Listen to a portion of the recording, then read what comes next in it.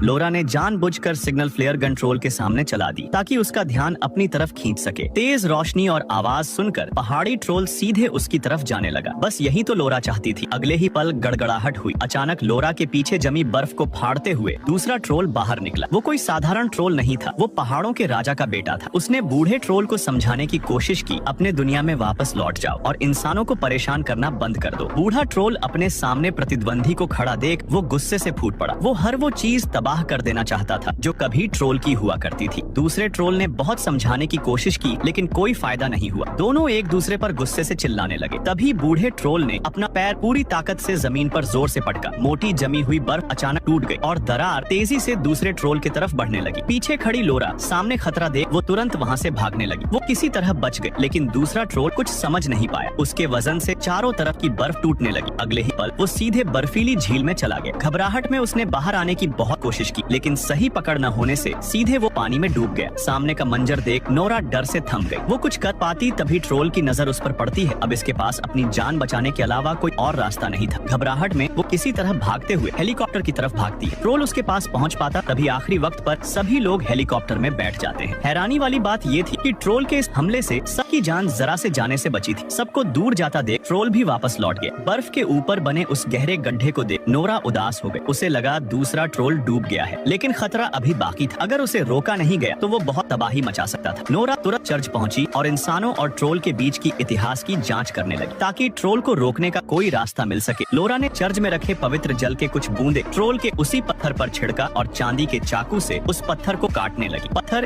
एक की तरह कट गया। अब तो साफ था, पवित्र जल उसके लिए काल था। उन्होंने तुरंत बहुत से जल को इकट्ठा किया। उसी रात वो फिर से दोबारा शहर लौटा तबाही मचाते हुए। लेकिन लोरा ने पहले से ही पूरी तैयारी कर ली थी। इंसान और ट्रोल के बीच घमासान युद्ध होने